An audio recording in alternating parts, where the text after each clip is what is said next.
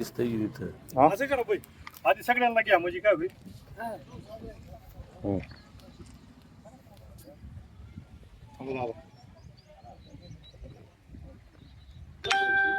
प्रश्न विचारताय का? प्रश्न विचारताय का सांगा सुरू. नमस्कार.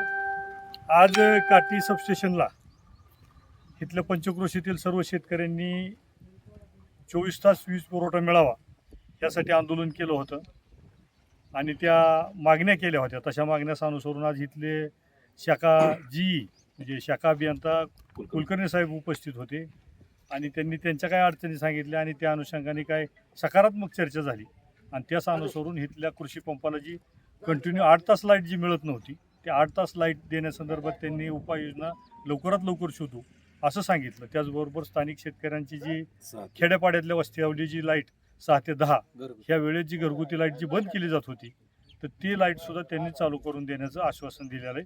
फक्त काय त्याच्यामध्ये शेतकऱ्यांनी सुद्धा विजेची बचत करावी, अवास्तव विजेचा वापर टाळावा अशा काही सूचना दिल्या आणि त्यानुसार सकारात्मक चर्चा झाली आणि त्यांनी 6 ते 10 वीज पुरवठा देण्याचं मान्य केलेलं आहे आणि त्याच्यामुळं हा शेतकरी संघटनेच्या आमच्या सर्व कार्यकर्त्यांचा इथल्या स्थानिक ग्रामस्थांचा हा नैतिक विजय आहे. वास्तविक असं काय घडलं की आम्हाला अचानक तुम्ही 6 ते 10 लाईट बंद करायला लागला?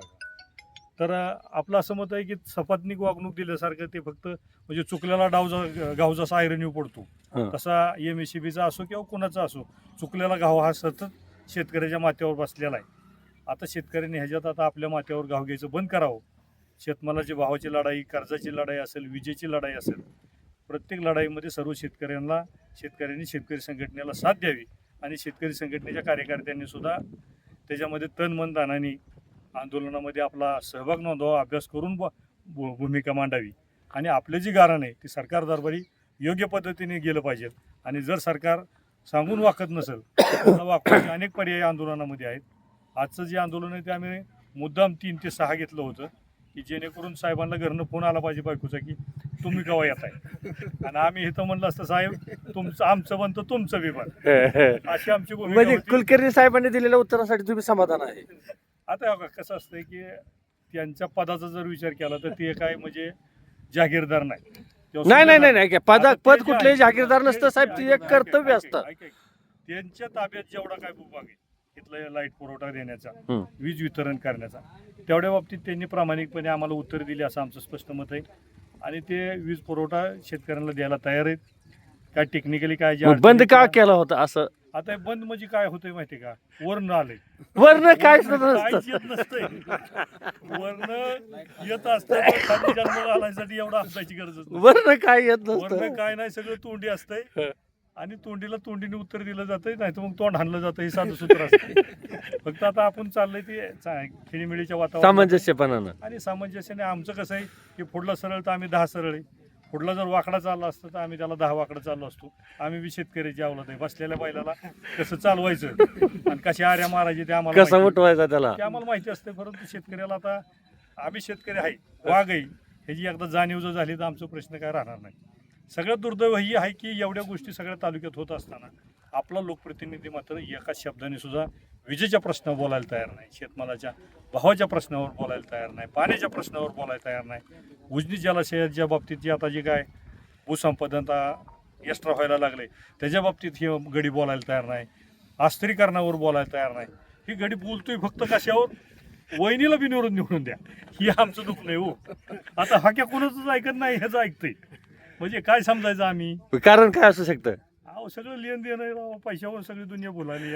MSEB मध्ये जे जे काही घोटाळे होतात झालेले आहेत असं तुमचं मत आहे? IIT पवईचा रिपोर्ट आहे ते मान्य केलं त्याला. तर तुम्हाला असं म्हणायचं आहे की त्या भ्रष्टाचारामध्ये आपल्या तालुक्यातील लोकप्रतिनिधी ते सामील आहेत? साहजिकच आहे. तुम्ही जर आपल्या इंदापूर तालुक्यातल्या जर सबस्टेशनची जी जुनी आकडेवारी काढली, हां, आता RTI कार्यकर्त्यांना माझी विनंती आहे की त्यांनी आपल्या तालुक्यातल्या सगळ्या सबस्टेशनची आकडेवारी काढावी आणि त्याच्या किमती काढाव्यात. माझ्या अभ्यासाप्रमाणे कमीत कमी 150 ते 200 कोटीचा भ्रष्टाचार नुसता आपल्या इंदापूर तालुक्यातल्या सबस्टेशन मध्ये झालेला आहे. हे स्पष्ट काय बोलताय सर? हो. पुरावे कारण संसरच्या पुरावे 2011ला अजित पवारांच्या उपस्थितीत संसरच्या सबस्टेशनचं उद्घाटन होतं. त्यावेळेस मला एक कागद सापडला होता हा. आणि त्याच्यातली आकडेवारी बघितल्या मी आता गमतीनेच की बघितलं वर्षाला कारण 30,000 कोटी रुपये येतात. 3.5 केवीचं जर सबस्टेशन असेल तर त्याच्यापेक्षा 2.5 केवी सबस्टेशनची किंमत जादा असू शकते का? अहो रेडकापेक्षा म्हणजे म्हशीपेक्षा रेडकाचीच किंमत जास्त आहे. आज तर सगळं झालेलं आहे.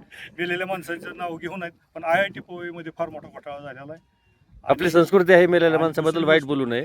पण गमत अशी की आपलं ज्याने हा खाल्लंय त्याच्याबद्दल तर बोललंच पाहिजे. 100% बोलायला पाहिजे. शेतकरी संघटनेचा शेतकरी संघटनेचा शेतकरी एकजुटीचा आंदोलनाला स्थगिती. आंदोलनाला यशस्वी झालं त्यांनी शब्द आमचा पाळला तर आंदोलन स्थगित. त्यांचं बंद आमचं मग आता आमचं पत्र बंद, पत्र त्यांचं दिलंय का तुम्हाला? पत्र दिलं का त्यांनी? देतो म्हणले. पत्र ओके देतो ठीक म्हणले. म्हणजे स्थगिती झालं आता. आभारी.